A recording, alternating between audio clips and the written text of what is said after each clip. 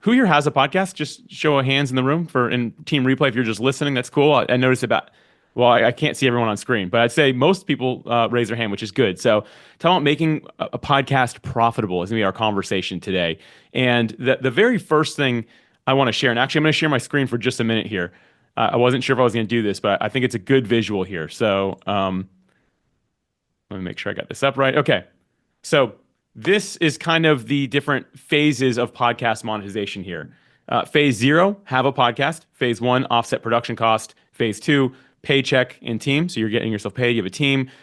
Phase 3 is to generate wealth. And phase 4, eventually full-time podcaster, if that's someone's goal or journey. You don't have to go through all the phases. You can stop wherever it makes the most sense for you. What I find in podcasting is we go from phase 0 and we were like, okay, how do I go to phase 4? And we want to skip phase 1, 2, and 3. It doesn't necessarily work like that. We've got to actually focus on these inner parts to be able to get there. So I'm going to stop sharing my screen and talk about this today. This is what I really want to dive into here is how we're actually able to do this. And the reason I like to share this is because, again, so many people are like, hey, I just launched a podcast. How do I go full time with it? It'd be like starting a company and saying, okay, I'm starting a clothing boutique. My wife did this, so but she did it really well. But it'd be like, hey, how do I do this now? How do I make it a global brand? How do I get stores all over the world? It's like, well, hold on. First, let's get some local customers, right? Let's see if someone here is going to buy it. What's your cost? Can we offset the production cost? Can you hire a team? Because you can't open 30 stores and have one person working at them, right? Like that's not how it works. And so many of us in podcasting get this idea of, okay, I have one. Now, how do I go full time with it? Well, the reality is there's all these different things we need to do along the way in order to actually be able to achieve that. And that's what I really want to talk about today. I will get to that full-time podcaster side of things, but I want to bring us along the way. Phase 0, if you want to take notes here, phase 0 is have a podcast. If you have a podcast, I believe the first step is to make sure it's a good podcast. There's a lot of people who have podcasts, but it doesn't mean you have a good podcast. The definition of good in podcasting can be different for each and every one of us. My listeners might not like your show. Your listeners might not like my show. Here's a great example. My episodes on average, I think, are about 15 minutes long. I'm not even in most of them. I have a friend who has a podcast. His average episode, I think, it's over an hour and a half, maybe closer to 2 hours even. His listeners do not resonate with my show at all. And my listeners are like, why is this guy talking so much, right? Like, it's just different things. So for us, finding out how to have a good podcast requires that we really start communicating with the people that are listening to our podcast. Or if you're like, I don't know who they are, find somebody that mirrors that person. So if you go to like a coffee shop and you hear someone talking or they're talking about something, you can just tell by the way that they're interacting that like, that's the type of person I want to have listening to my show. Just ask them, what kind of podcast do you listen to? What matters to you? Start having these conversations to learn, what can I do to make this show really good? For me, I would say that the first 3 years of podcasting for me weren't really very good. I didn't really talk to anyone who listened. And even when they would reach out and send really nice emails, I never asked, like, what do you like about it, right? And I'll get into some of those questions at the end because I think that's actually part of being a full-time podcaster, generating wealth, is being really good at asking those questions. But phase 0 is not just having a podcast, it's having a good podcast, which takes a lot of work. Now, if you have any questions about this, like you can go ahead and put them in the chat or write them down because at the end we're going to do some Q&A. So if you're like, hey, I need to come back to this point, we are going to do that. And Linda was kind enough to make sure we had time to do that today. So if you're like, oh, I do have a question about that, start writing that down now. At the end, we'll get into that. But again, phase 0, have a podcast, and I say make it good. And from there, we can start working into phase 1. So phase 1 is to offset the production costs. Podcasting takes money. Like maybe not a whole lot, but it does cost some money. Interestingly enough, I met somebody.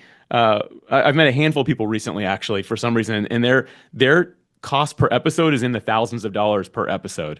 And I'm seeing some eyes be like, what? Like I don't even know how. I'm like, what? I'm like, can you break down where that money's going? I'm just very curious to know. I think that my show now I think is just under $60 an episode, I think, but it includes paying the team, time, everything, right? And some of us have figured out how to hone it in even further than that, which I think is really great. I love that. I think that's great. I think that doing it on a budget can be good. But I do think that we shouldn't just rely strictly on free tools. Be willing to invest as well, because your time is worth something as well.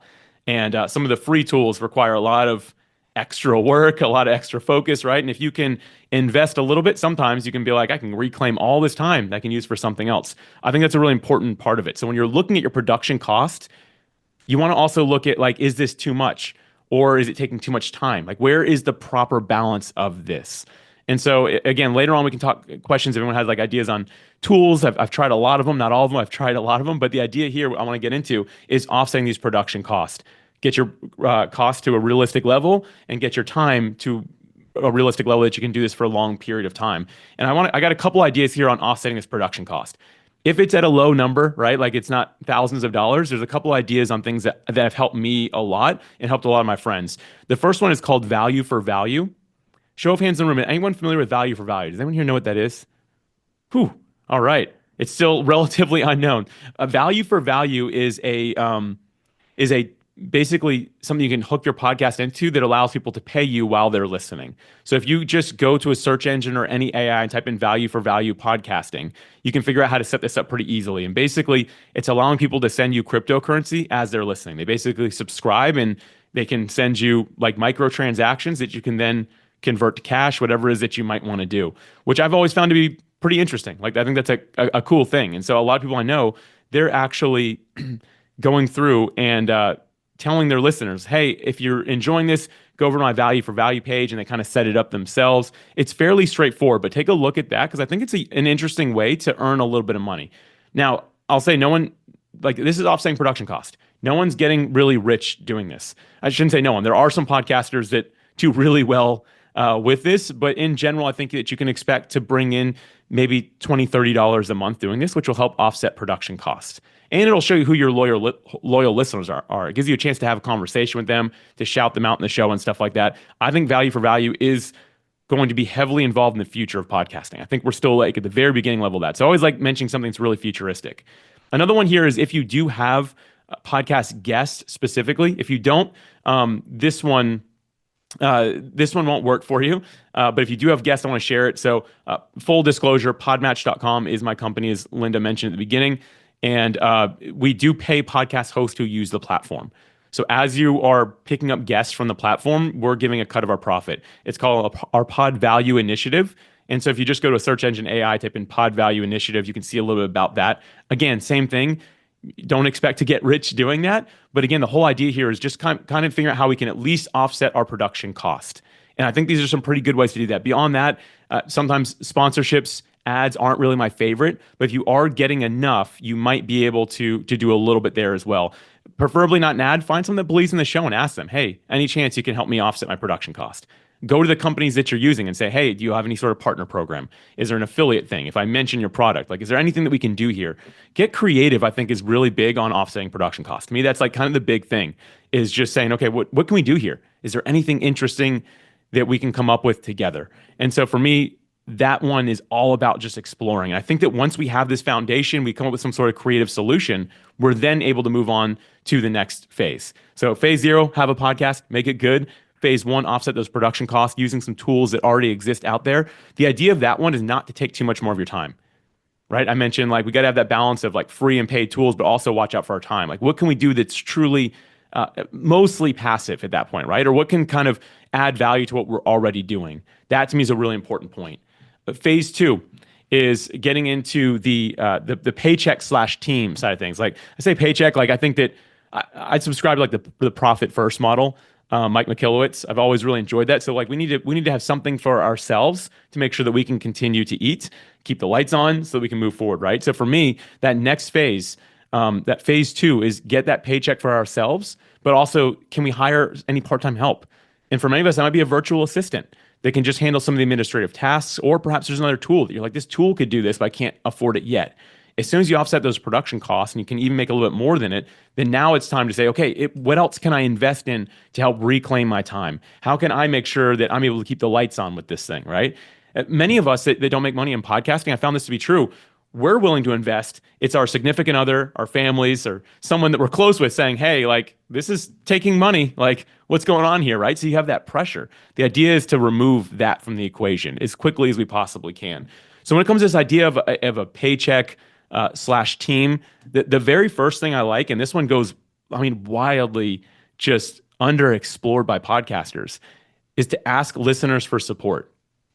To ask listeners for support. It kind of this story might, if you haven't heard this story, this is going to sound like you're like, oh no way. I've heard this story so many times. Somebody has a problem with their microphone. It doesn't work. It breaks. They haven't had one yet. They ask their listeners, would anyone be willing to donate a couple dollars so I can afford a microphone? And one of the listeners just buys the microphone and ships it straight to them. And it's typically a really nice one. And some people are like, wow, that's such a cool story. I have heard this story so many times, it doesn't even shock me anymore. It shocks me when they say someone donated $5. I'm like, someone donated $5? Like, why'd they do that? Why didn't they just buy you a microphone? That's usually what I hear. Another example, a buddy of mine who was podcasting, his laptop broke. He had three different people send him top line podcasts or laptops, like MacBook Pros. Someone sent him like a gaming computer, just mailed it to him because they heard. He's like, well, I'm doing this through my phone now because my computer broke. And he's like, hey, Alex, what do I do with the other two computers? I was like, I don't know. But the listeners just did that. We don't have because we don't ask. And I think that many of us, with the listeners that are checking out our show, would love the opportunity to be able to contribute somehow. And so for me, I always tell people, like, make the ask. Be willing to have a way for them to donate. I happen to use Buzzsprout as my hosting provider. They literally have like a donate feature. You can turn it on and it allows people to donate right from there. Buy Me a Coffee is another one that's really popular. Some people just suggest Venmo and Cash App, I think is the other one. Anyway, however you decide to do it, right? I think is a really great thing just to say, hey, what we're currently looking to do is get a new microphone. We're looking to update our video element of it. We want a better laptop. Like, give people a reason to donate. I think that one of the other issues we have is that people don't give a specific reason to donate. Like, yeah, we might have an ask, hey, I could use some money, but we need a reason for that, right? So I find that really helps a lot when you're like, hey, here's what I'm working on with the show. This would really help us out. And if you come up with some sort of quarterly goal or something like that and just keep people involved with where it's going, to me, you can do really, really well with this. And again, here's why we shouldn't be worried about asking or feeling uncomfortable with it. We're adding value to people by being on a podcast, by hosting a show. Like, we are really showing up, hopefully, we're really showing up to serve somebody, to make their life better. I don't know many people who don't want to reciprocate that. And podcast listeners feel pretty siloed, just like hosts do. Like, there's not a lot of interaction opportunities, right? But when someone that you've been really impacting feels like they have a chance to contribute back the way that you've contributed to their lives, they love that opportunity. One of my friends always says, I don't want to steal anyone the opportunity to be a blessing to me. And I think that's really well said. He's like, I want to give them the opportunity to bless me as well, if I'm able to bless them. And I think that that's just a really cool idea. So I always tell people, just remember that it's okay to ask. We don't have to feel uncomfortable with it. And if you are uncomfortable with it, maybe even say that on your podcast. Just be like, hey, I'm not super comfortable with this, but this is where we're at. If you're interested in helping, here's where you can go. Just simply put the ask out there, right? And in all fairness, the less sales that you make it, the better it seems to do. So keep that in mind as well. Maybe don't be like, hey, I need $5, right? I don't know. So that's one way that we can kind of work toward this team thing. The other thing you can do is, if you do have guests, I always like to give this opportunity, like, idea as well. Do what's called a marketing boost. So if you have a guest on and you all just nail it together, right? Like, it's just a great episode, super good. Maybe your guest has a book, a course, coaching, something they have that's a product or service that they believe is going to convert from the episode. Offer them the opportunity for you to go run ads for them, saying, hey, I'll run ads against this. I'm going to keep a little bit of the money because I'm doing the work, right? But we can run ads against this episode. Would you be interested in that? This is a cool idea because it does two things. One, it helps actually get more eyes on the episode and the show. So it's growing your show. But two, if it's converting well for them, they might want to throw more and more at it. I have a friend who has a show, and this was, I think it's going on 5 years now. He has a guest who has been putting $1 towards Facebook ads for 5 years on that same episode now, which is like pretty cool, right? So like every day it's $1. And so he's spending $365 a year, and that's what it's doing. And so I asked him, like, where's that episode like at on your list? He's like, it's one of my most popular episodes, and it converts. Me personally, I'd go to him and be like, hey, if you're making money doing this, like, let's double it and see if you continue making money, right? If you're making more than you spend, why don't we try this a little bit more? And so you get this idea, this opportunity to do a marketing boost. Now, I would not just pitch this automatically to every guest on your show if you have one. And I know not everyone has guests, so I'll be pretty brief with this. Don't just be like, hey, if you want to do a marketing boost, here's the form for it, here's this. Make it organic. Know that the episode's good. Know that they have a product that could convert. And then just have a conversation with them. Be like, Linda, hey, this did really good for Leadership Global. Like, would you want to do something like this? Here's kind of how we could do it, right? You can just kind of position it that way. And I personally think that works really well. A way to deliver something like this, and I don't have a slide or anything like this, but let me put this down real quick. It's boost.mopod.com. And this is a way to deliver that. Like, if you don't know ads, like I don't know ads, I just put it in the chat, boost.mowpod.com, boost.mopod.com. This allows you to actually run ads against a podcast episode. And I forget, there's certified downloads. There's like a little initial for that. I can't think what it is called, but basically it's like, it's not just like bots, it's real people that are listening. So boost.mopod, that's mowpod.com. That's a very simple way for you to be able to deliver what someone might want from you. So for me, those are two really cool ways to be able to gain that paycheck, that team, right? Like I think that type of thing works really well. And if you have your own product or service, you might want to mention it as well. And I'm going to get into that more because I actually find that's really like this next phase of generating wealth. But before I do that, because I've shared a lot so far, about having a good podcast, offsetting your production cost. One of the ways to do all this stuff really well is not hard bake it into your episodes. So what I mean by that is you don't necessarily need a point in your episode where you're saying, hey, real quick, I'm going to talk about this. And we want to maybe not do that for sake of keeping things evergreen anyway, right? If you're like, hey, I have an event coming up, you don't want someone hearing that 4 years from now when the episode was 4 years ago, right? Like, so maybe not hard, like putting that stuff into the actual episode. There is a tool that almost every hosting provider has now called dynamic insertion. And I'll quickly explain dynamic insertion, be a little technical, but basically what this allows you to do is go into your backlog of episodes and push a button and add audio in the beginning, anywhere in the middle, or at the end of it, and it'll apply to every single episode automatically. Or you can pick the episodes you want it to do. You can add it and remove it whenever you want. I will Linda, am I good on time? Can I show this real quick? Because I think this might be a visual thing. Okay. Absolutely. Okay. Thank you. And for anybody listening, I'm going to do my best to explain it as we go as well. So I'm going to go, like I said, I use Buzzsprout, not affiliated with them, by the way. But almost any hosting provider has something like this. But I'll show you what this looks like because it looks the same almost for everybody. Dynamic content, dynamic insertion, that's where I am right now. So I have 341 episodes. Right now, I am going to apply anything I put in my pre-roll, mid-roll, or my post-roll to every single one of these episodes. And so all I have to do is, let's just say I want this 5 free wins for podcasters. Let's just say I want it to be at the post-roll.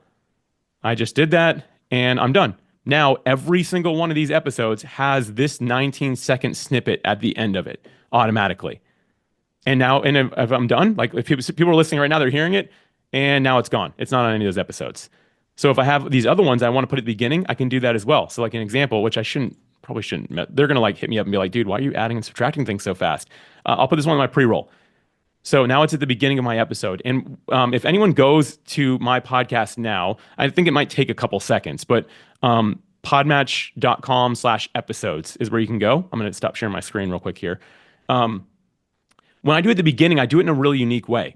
So my show, you know what? Let me see if I can find it real quick. Let me see if it comes up that fast. I'm questioning if it comes up that quick, but I'll kind of give you the idea of what it sounds like at the end of this thing. So I found a few ways to use dynamic insertion well that gets people's attention. And I think that that's what it's about. It's about getting people's attention. So I like it being at the very beginning of the episode. So let me just see what happens if I play one real quick, see if it does it. Oh, helps if your volume's on. Oh, I'm like, I just went back to my podcast from like 8 years ago. I'm like, what is this that I'm listening to? Let me scroll up to the top. Sorry about that. Okay, so going to one of my latest ones. Okay, so usually I have an intro. And then what I do when I put dynamic insertion at the beginning, I like it to sound different than my show. Because I want listeners to be like, kind of like, hey, what's this? This isn't the same thing I usually hear. This is what it sounds like. Hey, Alex here. Before we get into today's episode, I want to share some really exciting news with you. We just launched a podcast network. If you go to podmatch.com/network, you can take a look at all the shows and categories that are involved. And if you'd like to have your show listed in the network, you can press the join network button at the top. I look forward to seeing your application, and I hope you enjoy some of the shows there. And now let's get into today's episode. You're listening to So that last part, that was my actual intro. So I remove the dynamic insertion, it goes straight into that little sound, and then it like rolls in. You're listening to Podcasting Made Simple. I like doing the beginning like that because, again, a listener who's been listening for a while who just heard that for the first time is like, wait a minute, this is different. And that's the idea. And when you put it into your episode always, you're like, hey, be sure to listen, like, subscribe. People eventually tune it out, right? It's just like our favorite TV shows. You watch it and if you're watching with friends, you're fine talking through the intro because all of you have it memorized, right? And you might be missing some key stuff that you never noticed, but we just have learned to kind of tune it out. And no one means to. Our brain's just trying to conserve calories, right? So anyway, dynamic insertion, I think, is a great way to be able to do what we've talked about so far. And when you're going to ask for something, be like, hey, I could really use help getting a new laptop, right? You don't want that in there 4 years from now. You don't want people sending you laptops forever, or do you? I don't know.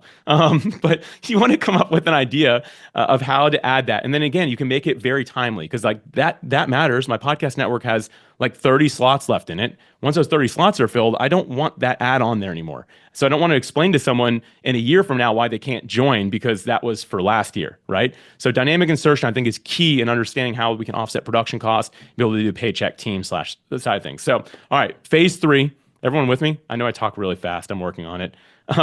Phase three, generate wealth, is this side of it. And this is like ultimately what leads us to that step four, that phase four that we all want. But generating wealth, to me, this is all about talking to listeners. And I referenced that earlier, but you've got to talk to the people that you're serving. We're just guessing if we're not actually communicating with them. And so it's really important that we find the people that are actually listening. Hopefully, like we've built a good show, we've offset production costs. If people are donating and stuff, they'll probably give you some of their time as well.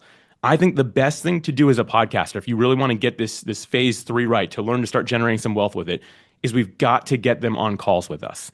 If it's a phone call, a video conference call, just one-on-one, 5 to 10 minutes is all you really need. And I'll share some questions with you in a moment about like what I'd ask. But the way you find these individuals, have they donated? Have they commented anywhere? Have they emailed? Have they engaged in any way? Those are people you want to reach out to and just say, hey, thank you so much, Linda, for engaging with my show. Is there any chance I can get on a call with you? Like, would you be willing to do that? I just want to meet some listeners. You're not there to sell anything. I don't know if you even need to say that. In today's world, you might actually need to tell them that, right? Like, I got nothing to sell. I just want to learn. I just want to talk to a listener. And it's interesting because a lot of people are like, oh man, who has time for that? Do you know that Pat Flynn still does this every week? I don't know if y'all have heard of Pat Flynn. He's one of the biggest podcasters on the planet as far as like numbers are concerned. And he still will get on one-on-one calls with people who listen to his podcast because he wants to make sure he's not losing touch and he understands really well who it is that he serves. I think that all of us can take a note from that. John Lee Dumas, Entrepreneurs on Fire, another giant show. Same thing. When I met him in person for the first time, he knew me because we had been on a call before because he just wanted to know, why do you listen to this show? Right? Like he was just curious and he remembered me years later. And I think that that's a really cool thing. So for all of us, we need to be able to, I call this doing things that don't scale.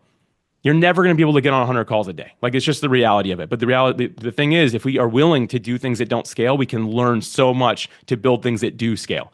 And so again, I encourage you, find a way to connect with listeners. Even if you're posting about it, anything you can do is going to be really helpful.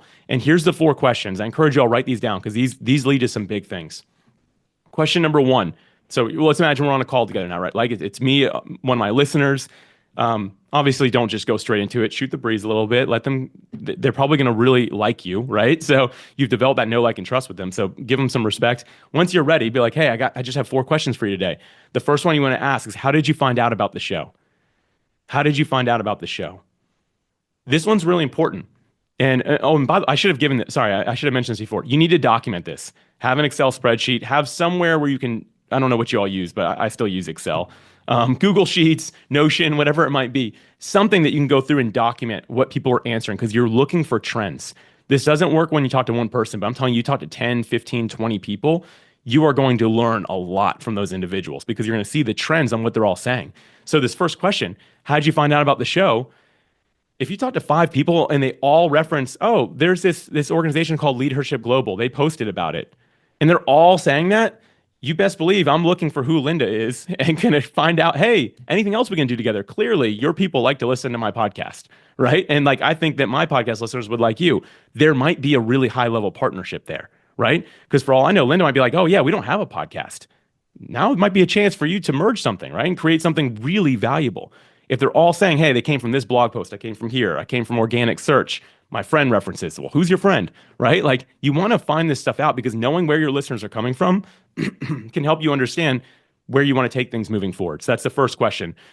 Number 2, the second question I want to ask is, what's your favorite part or episode? What's your favorite part or episode? So favorites, if you have like segments, like what is it that you enjoy, or do you have a favorite episode? When I asked this, I learned something really interesting. I actually talked to 100, I think it was 125 people who listened to my show. And it wasn't over one day. It was like a period of time. But almost every single one of them said their favorite thing was how I asked my guests, do you have any final thought or words of wisdom to share with my listeners? And that was like, I ended with that question. The weird thing is I only did that about 30% of the time. And so I was like, but everyone said that's their favorite part, and I'm not doing it in every episode. That is a miss, right? So I started making sure, I started actually telling my guests before they came on, I'm going to ask you this question, make sure it's about a minute and that it's really good, right? That's the only prep I'd give my guest. Other than that, it was a pretty easy conversation. But I'm telling you, like when I learned that my listeners like that part best, I got really intentional with making sure I deliver that part really, really well because they love that. Now, if everyone said, hey, I had this one episode I really liked, it was really vulnerable, very transparent, that might tell me the rest of my episodes might be a little stiff, right? Like maybe I need people who are more willing to be transparent if I'm bringing on my show. Because for me, it's always been interviews that I love to do. So again, your favorite part or your favorite episode? That's that second question. Number three, this one's really important on positioning. What's one thing we could do to improve the show or make it even better for future listeners? What's one thing we can do to improve the show to make it even better for future listeners? So just one thing. How can we improve to make it better for future listeners? If you ask them, is there anything I can do better? What do you not like? They like you. They're not going to tell you the truth. I learned this from a book called The Mom Test, by the way. And basically, the whole idea here is asking questions so good that not even your mom could lie to you. Listen, y'all, my mom loves me. And if I told her, Mom, I'm shutting down Podmatch today because I got an idea. I'm going to make an umbrella that doesn't block out the sun or the rain. What do you think? My mom would be like, oh, baby, you are incredible. You're going to be so successful. Do it. If I went to my mom and said, hey, Mom, what would you think if someone had an idea to make an umbrella that doesn't block out the sun or the rain? Do you think that'd be a good idea? She'd say, that's the dumbest thing I've ever heard. All I did was ask the same exact question. I just reframed it and removed myself from it. And that's why we want to ask, not say, what can we do better? Say, or sorry, not how can we make it better? What do you not like? We want to say, what can we do to make it better for future listeners? You're bringing them into the solution of your podcast. Positioning that question really well is super important. And it's a longer question, so I'll go through it one more time.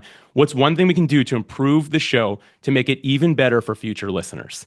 And listen, they might tell you what my listeners did. They said I talked too much and the episodes were too long, right? Like they didn't break my heart because I pulled myself out of the equation. Again, I didn't learn this. Someone taught me this. Like I wasn't that insightful to do that. When I cut my episodes down from 55 minutes to 35 minutes, my listenership climbed by like 20% almost overnight, it felt like, because it wasn't too long for them anymore. Like I learned that and I listened to it. So we made it shorter for the people that I knew I was serving. The fourth and final question here, and this is like the wealth side of things, like all that's very show related, because again, going back to the very first thing, making a good show is key and being able to create wealth from it. It's got to be really good, right? So that's going to help us make it really good, understand how to bring more people. This fourth question is more on the generating wealth side of things. And that's this. What's one thing you're struggling with right now? What's one thing you're struggling with right now? Because these individuals know you, they've listened to your podcast, they're going to answer it in the context of what you do and how they know that you can possibly serve them. Like if they're having trouble with their dog, they're not going to mention that if your podcast is about entrepreneurship, right? They're going to say, man, I'm really struggling. They might still say that, but they might be, I'm struggling to have good work-life balance. I have a dog, it's a puppy. It's really hard for me to find the work-life balance. I feel like I need to work more, but I also feel like I'm not taking care of my dog very well, right? Like that's an interesting example. But again, you look at the data.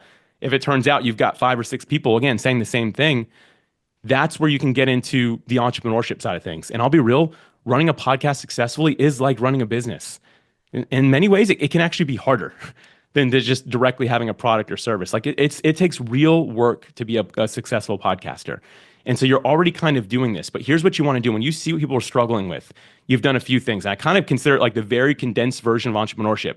And so I'll just spell that out. It's four steps. 1, find an area of passion, which hopefully you're already in because you're doing the podcast. Get involved with the community in that area of passion, which now you're talking to those listeners. You're already doing this part of it. Step 3 is define the problem that they're struggling with. That's what you're asking them already, right? You're asking on this call, what are you struggling with? And the fourth thing, and probably the hardest part, is to offer the fastest possible solution to that problem. If you're everyone saying, hey, I'm having trouble with work-life balance, your show's been really helpful, but I'm still like really struggling, could you offer coaching?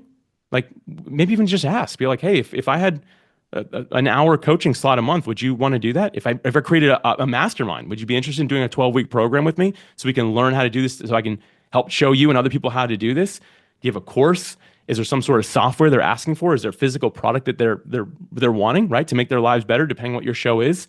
There's all these different things you can do, but it all comes back to what we're doing here. This whole thing kind of works together.